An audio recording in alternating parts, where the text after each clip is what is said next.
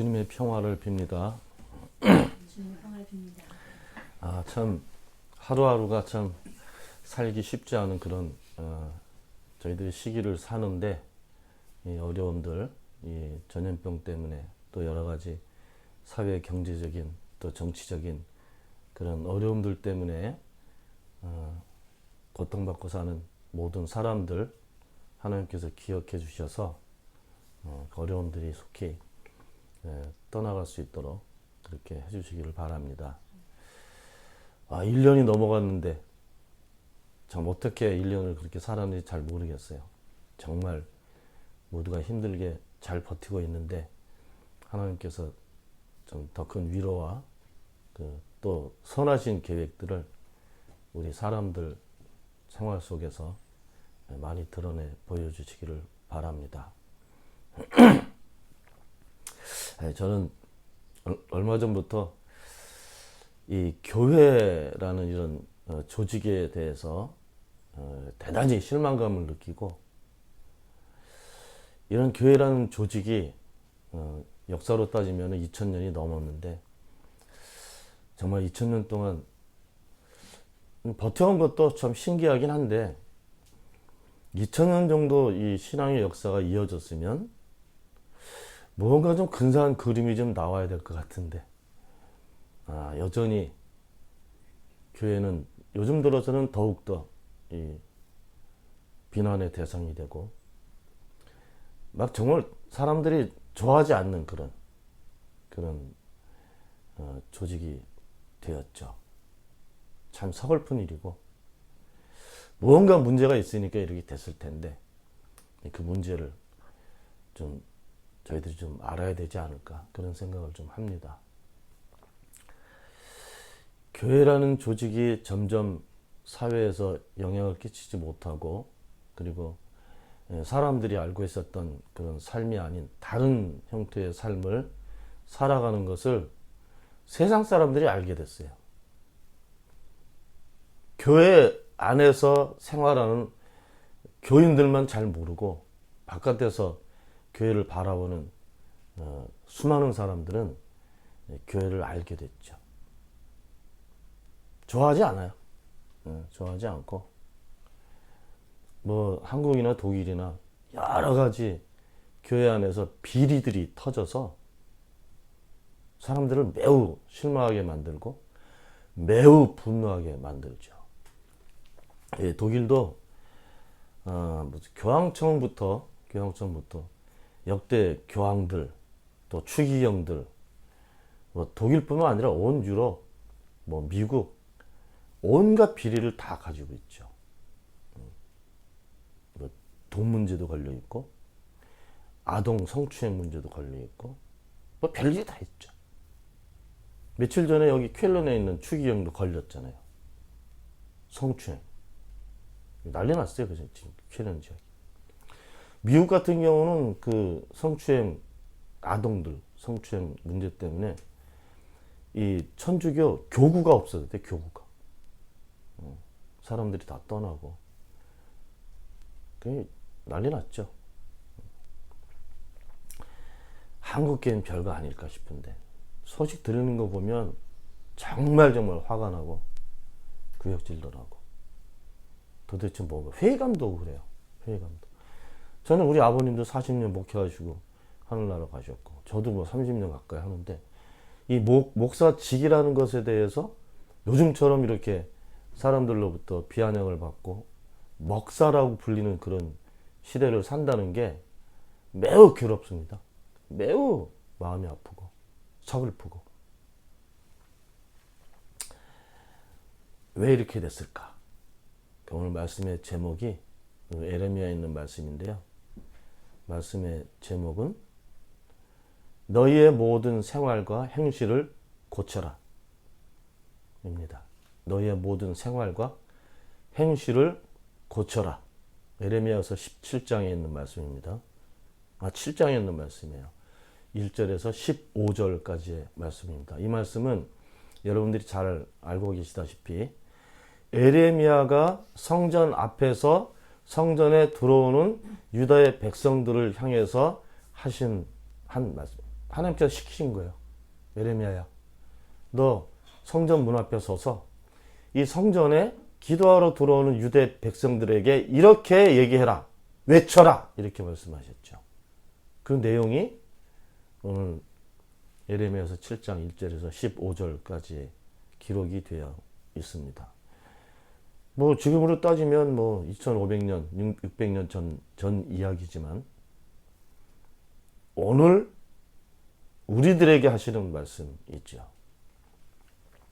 참 신기해요. 신기한 게 우리나라 예를 들면 삼국사기가 지금 우리 삶의 일상에 뭐 그렇게 영향 못 끼치잖아요. 그죠? 그것도 책 달라 한 권이니까. 그것이 지금 우리가 사는 현대 생활에 뭐 역사적인 지식은 우리에게 알려줄 수 있을지 모르지만 우리 삶 속에 그게 큰 영향을 미치지 않습니다. 조선실록이 그 방대한 분량의 기록물이 뭐 역사는 알 수 있지만 그것이 우리 실생활에 적용되진 않죠. 지금 우리가 한민족이 그 유교 사상을 가지고 있다고 그러지만 유교 사상을 가지고 있는 사람도 있어요. 그렇지만 지금 사서삼경 이런 거 안 읽잖아요. 그죠? 유교 사상을 가지고 있다 그래도 그 이데올로기가 우리 삶 속에 깊이 뿌리 내리고 있다 해도 그것이 결정적으로 큰 모든 사람에게 영향을 미치는 건 아니죠. 일부 유교 사상이 깊은 사람들한테는 영향을 미치지만. 근데 성서는 참 신기한 게 성서의 말씀은 이게 뭐 3000년 전에 있었던 얘기인지 뭐 2000년 전에 있었던 얘기인지 이 말씀이 우리 현실하고 지금도 맞아요. 지금도 맞는다고요. 여전히 살아서 역사하시는 하나님의 말씀이죠. 아주 신비스럽습니다. 오늘 이 본문의 말씀은 에레미야의 설교라고 제목이 붙어 있어요. 이 말씀은 진짜 2600년 전에 있었던 말씀입니다. 이 말씀을 오늘 저희들이 이 말씀을 들어야 되겠죠. 이 내용이 좋은 말씀이었을까요? 아니면 나쁜 말씀이었을까요? 여러분들이 성서를 읽어보시면 싹 마음이 편치 않을 거예요. 왜? 이게 정말이야? 이 사실인가? 이 정도야? 이렇게 막 되게 등에서 식은땀이 흐르는 것 같이 아니면 긴장하게 되고 이럴까 정말? 이랬을까? 읽어봅시다. 예레미야서 7장 3절을 보면 나 만군의 주 이스라엘의 하나님이 말한다. 에레미야가 이렇게 입을 연 거예요. 그리고 너희의 모든 생활과 행실을 고쳐라. 그러면 내가 이곳에서 너희와 함께 머물러 살겠다. 이곳이 어디예요? 예루살렘 성전.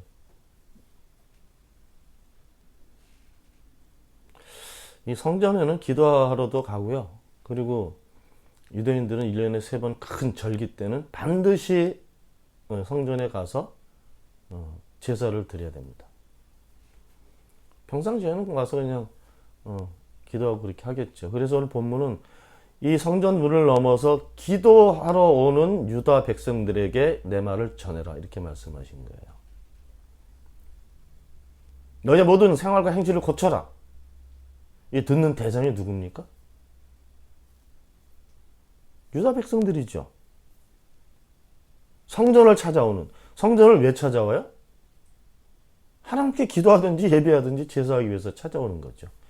요즘식으로 하면 예배당에 예배드리러 오는 우리들.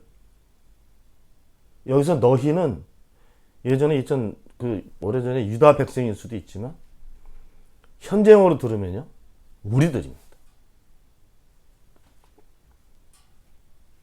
우리의 모든 생활과 행실을 고쳐라. 왜 고치라고 그래요? 고칠만 하니까. 고쳐야 되니까. 그럼 그때 유다 백성은 어떻게 살았다는 거예요? 오늘 본문은요.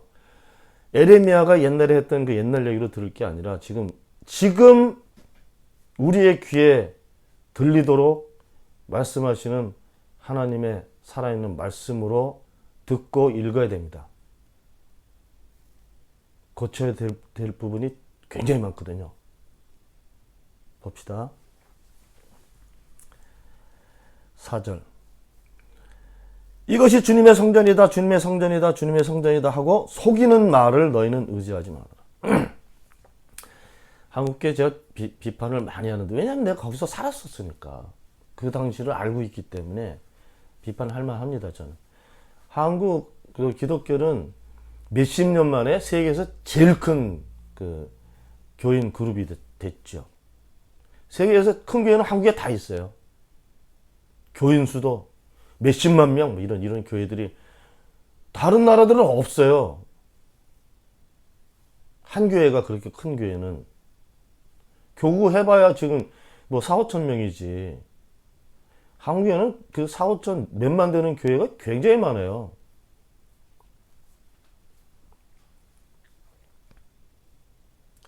번영신학은 발전 논리를 가지고 신학화한 거라고 그랬잖아요. 그러니까 부흥운동을 했어요. 기도운동도 하고 부흥운동을 해가지고 막 7명이었던 사람이 70명 되고 70명, 700명 되고 700명. 그래가지고 70만 된 게 승보원교회잖아요. 오순절교회. 그래서 뭐 삼박자 뭐 축복인가 뭐 너희가 영이 잘 되면 범사 잘 되고, 그래서 나중에는 너 부자가 될 거야. 거기까지 갔죠. 조용기가 그 일을 했죠. 다 했어요. 그렇게. 큰 교회들은 다 했다니까요. 복이라는 개념이 우리 신앙에 없으면, 복과 은혜가 없으면 사람들이 교회 안 갔을 거예요. 이 전쟁, 한국 전쟁 끝나고 50년대, 60년대 굉장히 가난했습니다, 우리나라. 70년대 초반만 해도요, 동대문에 거기 처음으로 이제 고속버스 터미널이 생겼는데, 거기에 지게꾼이 한 100명은 거기서 지게에 앉아 있었어요. 손님들 이게 지게로 져서 갖다 주고 몇 푼 받기 위해서. 그 손님 못 받으면 그날은 쩔쩔 굶는 날이죠. 진짜 가난했어요. 그래서 우리나라 그래가지고 그 중학교, 고등학교 나왔던, 최소한 고등학교는 졸업한 사람들을 모아서, 왜? 이럴 데가 없어, 한국에. 그러니까 모아서 여기 독일에 광부로 오고 간호사로 오고 이렇게 왔죠. 그 전에는 한국에서 할 일이 없었어요. 구로공단이 생기고 나서 시골에 있는 모든 남녀 젊은이들이 다 서울로 올라왔죠. 그래서 구로공단에서 일을 하기 시작했어요. 진짜 가난했어요. 그냥 가난하니까, 또 삶이 어려우니까 뭔가 의지를 해야 되잖아요.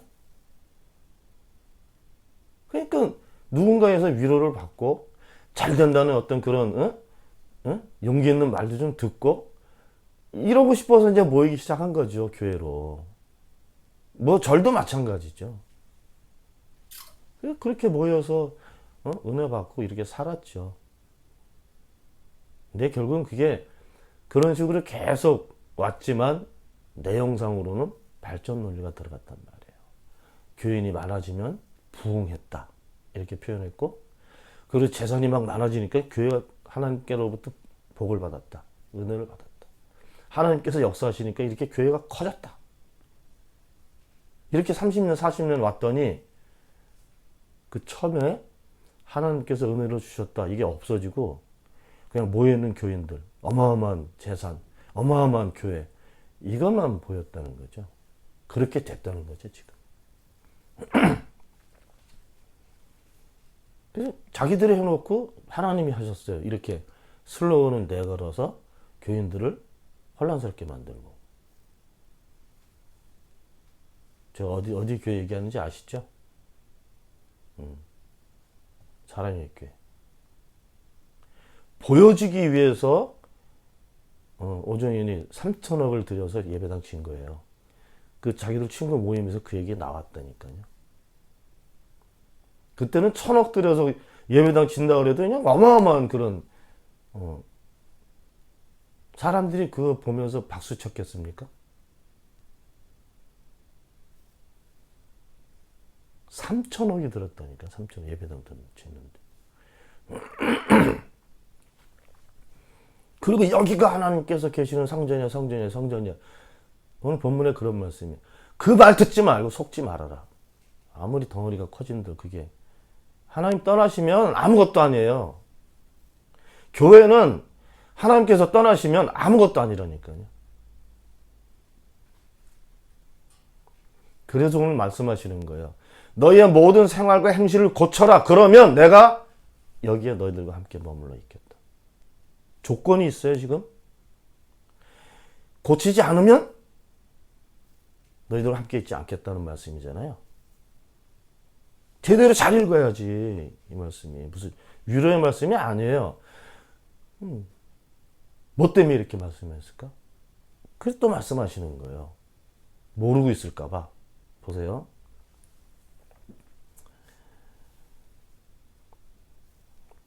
(5절) 너희가 모든 생활과 행실을 참으로 바르게 고치고 참으로 이웃끼리 서로 정직하게 살면서 나그네와 고아와 과부를 억압하지 않고 이곳에서 죄 없는 사람을 살해하지 않고 다른 신들을 스스로 섬겨 재앙을 불러들이지 않으면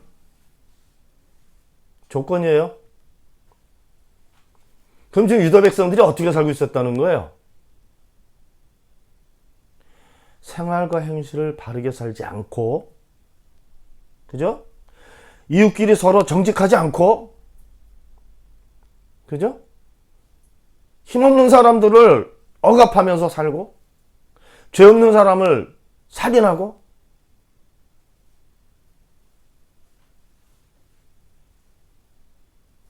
하나님 아닌 다른 것을 하나님처럼 보고 살고 있다는 거죠. 이걸 현재형으로 들어야 된다고요. 현재형으로. 우리나라 현대사, 한국 정치사가 70년 정도 됐잖아요. 그죠? 45년에 해방되고 48년에. 그죠? 그리고 초대 대통령이 누굽니까? 이승만. 미국에서 공부했어요. 진짜 박사학위 따는 자기가 박사로 불렀어. 이승만 박사. 장로였습니다. 그러니까 미국에서 공부도 했고 장로 그러니까 미국 군정이 이승만 불러들인 거예요. 초대 대통령이 됐죠. 굉장히 비겁한 사람이었고 비도덕적인 사람이었죠. 자기 부인이 있는데 미국 프란체스카라는 여자하고 결혼을 다시 했어요. 이혼도 안 하고. 청빈하다고 이렇게 막 그렇게 소문났잖아요. 굉장히 비겁했는데요. 한국 전쟁 터지고 나서 자기 혼자 도망갔어. 외국으로 망명 가려고 그랬어요. 근데 실제로는 서울에서 그 방송을 하는 것처럼 국민들은 들었단 말이에요. 한강 다리도 이승만이 부신 거예요. 자기 도망가려고. 그것뿐만이 아니라 수십만 명을 죄 없는 백성들을 대통령이 살해를 했다고요. 양민학살. 제주도에서만 몇만 명, 그리고 전남, 순천 이런 데 다 빨갱이를 몰아가지고 몇십만 명을 죽였단 말이에요. 장로가.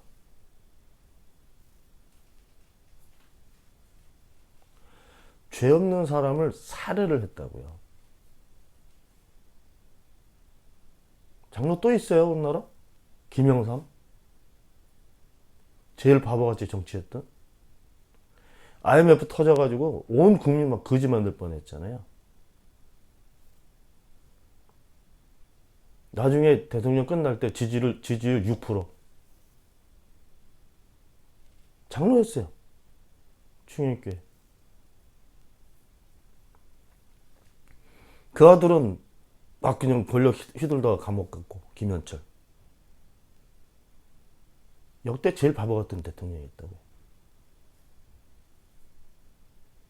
또 한 사람 있어요. 이명박. 이것도 장로야. 소망교회 장로.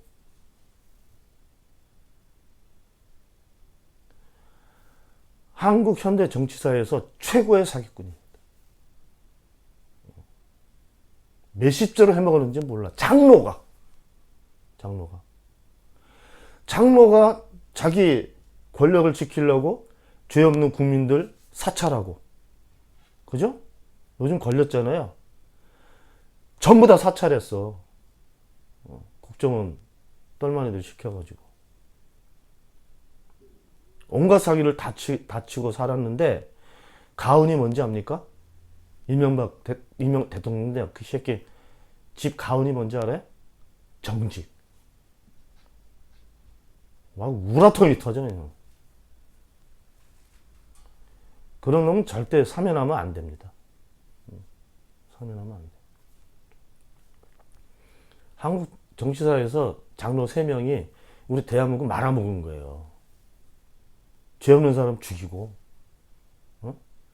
죄 없는 사람 죄 있게 만들어서 감옥 보내고, 그런 짓만 했다니까. 약자의 편에 선 적이 없어요. 약자의 편에 선 적이 없다니까. 노무현 대통령하고 문재인 대통령 밖에는 그 문제를 생각했던 사람들이 없었다니까요. 전두환도 사람 얼마나 많이 죽였어요. 장로가 죄 없는 사람을, 또 가난한 사람 생각도 안 하고 죄 없는 사람을 죽이고 온갖 누명을 씌워서 감옥, 이딴 짓을 하고 살면 그 행실이 바른 행실입니까?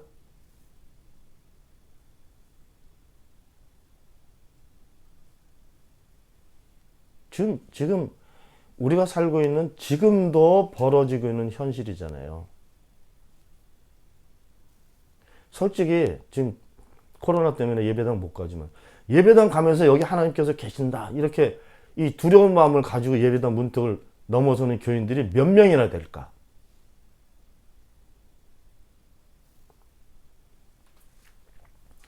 하나님 아닌 것이 하나님 자리를 차지한 게 벌써 오래전 이야기입니다. 오래전. 그 정채봉이라는 캐톨릭 신자 중에 이 만화를 그렸던 성인, 어른들을 위한 동화를 썼던 정채봉이라는 분이 있는데, 돌아가셨지만, 그분이 이미 30년 전에 이 사람들이 이렇게 매는 가마 있잖아요. 옛날 임금들이 이렇게, 예? 그 가마가 하나님께서 앉는 자리라고 하면 거기에 하나님이 아니라 돈이 앉아 있었어요.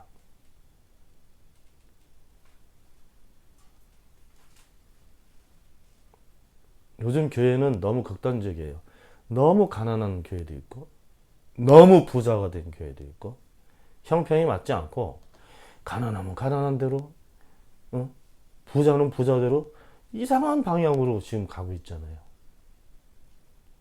교회 안에 가난한 사람들이 교인들의 눈에 들어오질 않아. 남녀 평등? 그거 절대 없습니다, 교회 안에.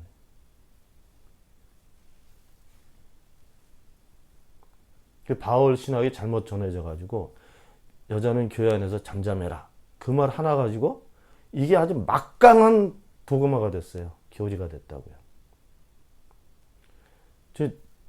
예장 합동 측 그 아주 보수 총신대, 올해 처음으로 총신대 이사에 여자들이 추천됐는데 반발이 거셌죠. 이사에도 못 들어가, 여자들이. 여자가 장로도 못 돼, 거기는. 목사도 안 돼, 거기는. 이상하지, 그죠? 이게 오래된 교회 안의 그 남성 기득권입니다. 막달라 마리아라는 그 예수님 여자 제자가 있었잖아요. 성서의 막달라 마리아 이야기는 부활하신 예수님 만나고 난 다음에 막달라 마리아는 사라집니다. 왜 그랬을까? 요즘 들어서 마리아 복음이라는 그런 새로운 경전이 발견돼 가지고 그 내용을 쭉 읽어보면 예수님의 제자들 안에서도 막달라 마리아를 인정을 하지 않아요. 부활하신 예수님 만났다고 막 뛰어서 문 두드려 들어갔는데 그 제자들이 마리아의 말을 듣지 않아요. 실제로는 초대교회에서 굉장히 많은 역할을 했던 능력 있는 여자 제자였습니다. 없어졌어요. 교회 기록에서 없어졌다니까. 지금까지 캐톨릭 교회 안에 여자 사제 없잖아요. 없잖아요, 지금도. 남자들만 있잖아.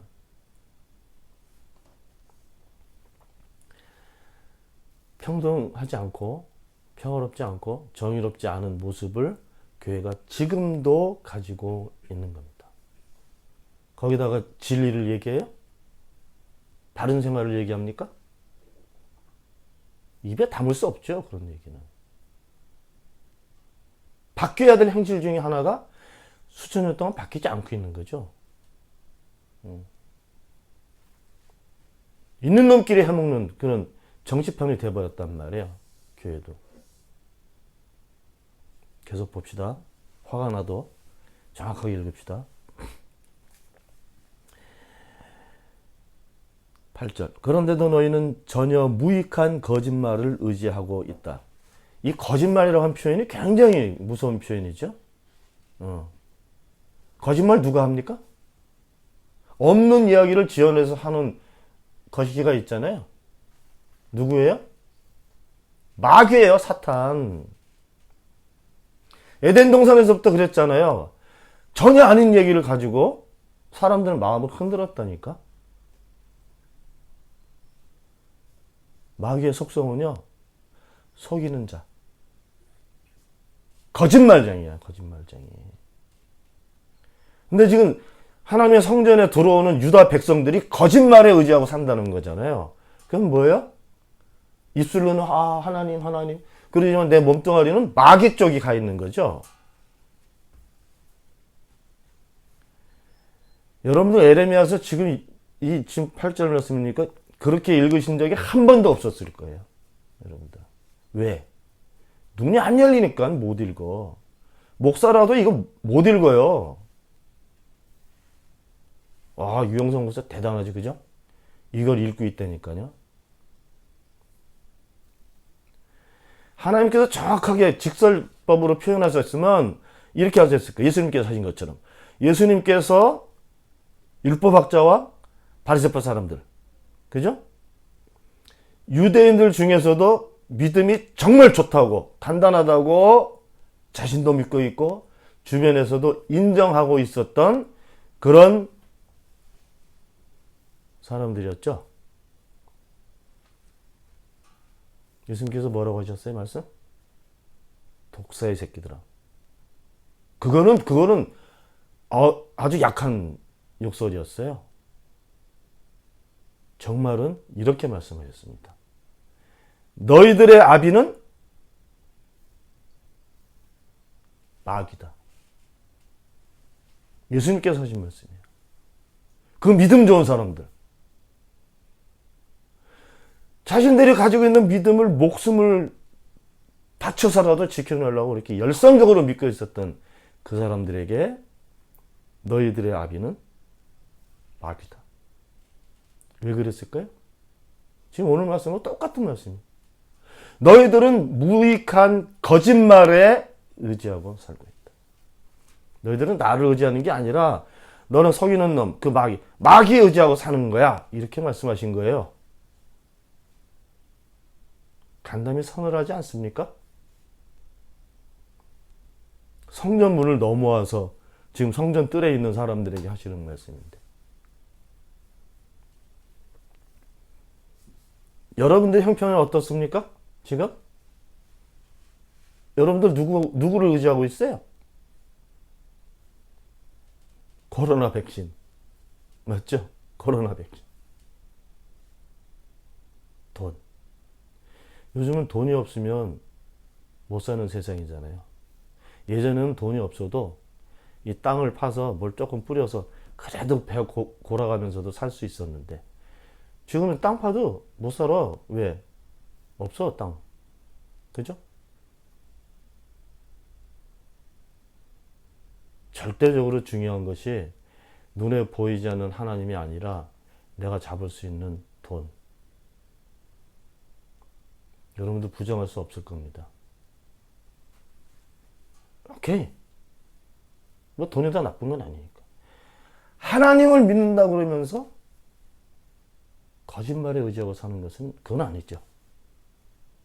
그건 아니잖아요. 그죠? 열심히 해서 내가 돈을 벌어서 가족들이 살 수 있는 거. 오케이. 그래서 돈 때문에 사기를 치면 안 되잖아. 그죠?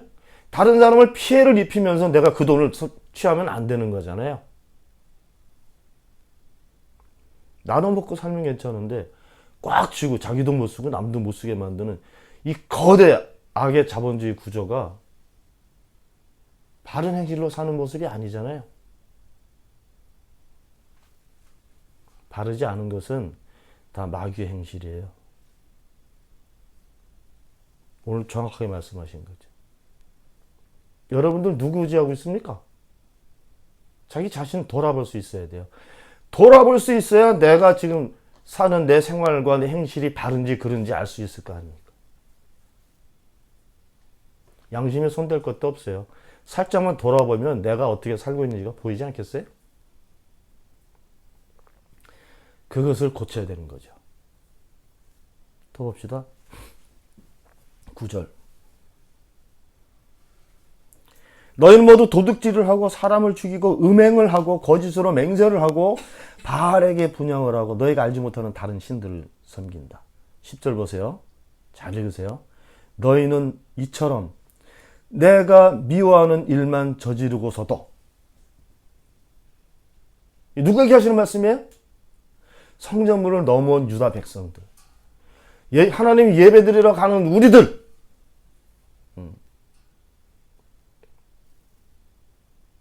하나님께서 미워하시는 일만 골라서 하고 있다고 말씀하신 거예요. 하나님 거짓말쟁이입니까? 잘못 보셨나? 이 말씀이 들려야 돼요. 또 봅시다. 내 이름으로 불린 성전으로 들어와서 내 앞에 서서 우리는 안전하다 이렇게 말한다. 너희는 그런 역겨운 모든 일들을 또 되풀이하고 싶어서 그렇게 말한다. 내 성전을 너희들은 도둑놈들이 있는 곳으로 만들었다. 예수님께서도 하신 말씀이에요. 그죠?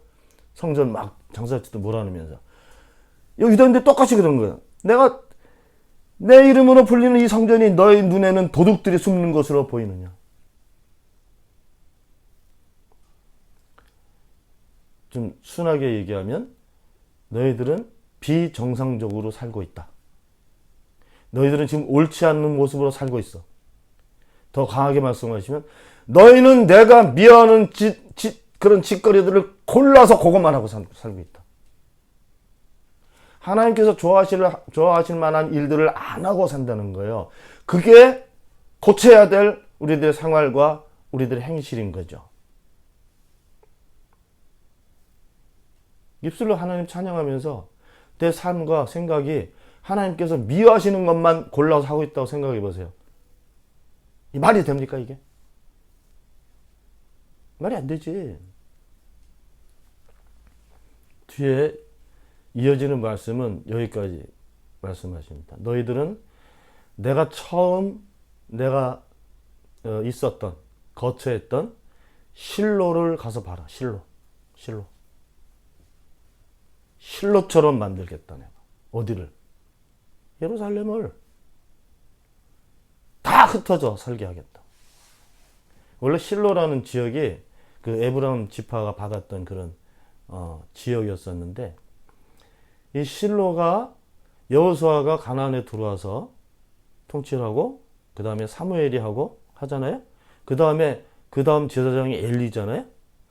엘리 때까지 거기가 하프트시타트였어요. 수도 실로가.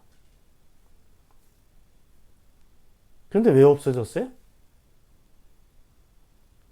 여호수아 때하고 사무엘 정도 됐을 때는 거기가 최고로 번창했던 지역입니다. 근데 엘리 시대에 와가지고, 엘리 제사장 시대에 와가지고, 사무엘은 그 뒤구나. 그때 와가지고 이 유다 백성들이 종교적으로, 도덕적으로 타락하게 돼요. 가장 번창했던 지역에서부터. 거기가 언약궤가 거기 있었던 지역입니다. 어저께 블레셋하고 싸움하다가 뺏겨. 오늘. 종교적으로도 큰 위기를 맞게 됐죠. 그 시대에. 그리고 났는데 엘리가 이 통치를 잘 못했어요. 그 아들들이 아주 망나니였다니까요. 그 아들들이 이 재물을 이렇게 삶잖아요. 그럼 먼저 가서 이 제단에 올리기 전에 아들들이 가서 제일 좋은 걸 빼가지고 자기들이 가져가. 이건 공금횡령, 이거는 하나님도 없어. 그리고 성전에 봉사로 들어오는 여인들을 농락하고, 겁탈하고, 그 여인들하고 자고, 이런 짓거리를 해가지고 유다 백성들한테 굉장히 미움을 많이 받죠. 근데 다 죽었어, 실로에서. 전쟁 나가서 죽고. 엘리는 그 두 아들이 죽었다는 소식을 듣고 창문에서 떨어져 죽고. 그래서 그때부터 실로가 쫑납니다. 뿔뿔이 다 흩어져. 도시가 없어집니다. 그 다음에 예루살렘이 수도가 됐죠. 근데 오늘 말씀은요, 여기 예루살렘, 지금 최고로 번성해 있는 시기인데 실로처럼 만들겠다. 어떻게 하시겠다는 거예요? 흩어버리시겠다.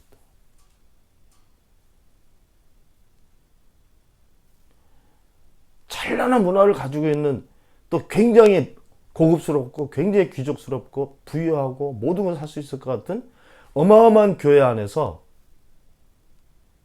하나님께서 미워하시는 일들을 하고 산다 그러면 없어지는 겁니다.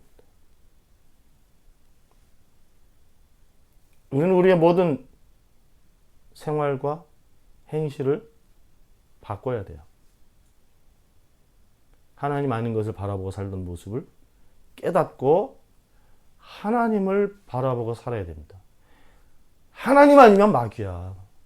중간 지역이 없어요. 그래서 저는 그걸 알기 때문에 강하게 하나님을 선택하고 사는 거예요. 중간 없습니다, 저한테.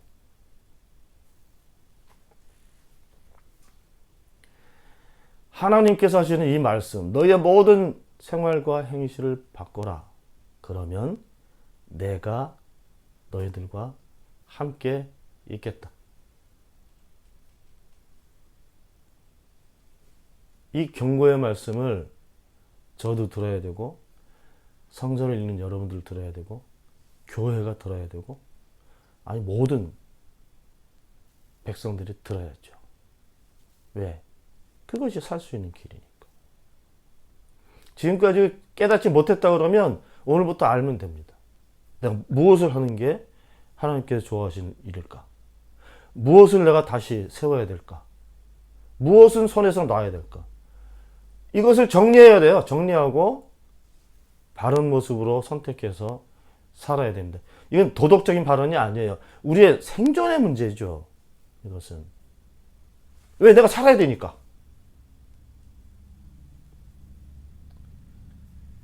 오늘 말씀이 여러분들 마음판에 새겨지게 되기를 바랍니다. 기도합시다. 하나님, 얼떨결에 저희들은 하나님 아닌 것을 의지하고 살았을지도 모릅니다.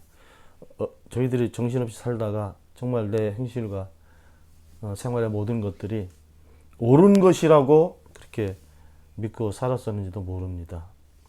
살아계신 하나님, 저희들이 정말 무의식적이라도 하나님께서 미워하시는 일을 나도 모르게 행하며 살지 않도록 도와주시고, 하나님께서 원하시는 일들로 저희들의 모든 삶의 모습들을 세우고 하나님과 더불어 살아가게 되기를 바랍니다. 저희들에게 큰 은총을 베풀어 주시기를 바라옵고, 우리 주 예수 그리스도 이름으로 기도하옵나이다. 아멘.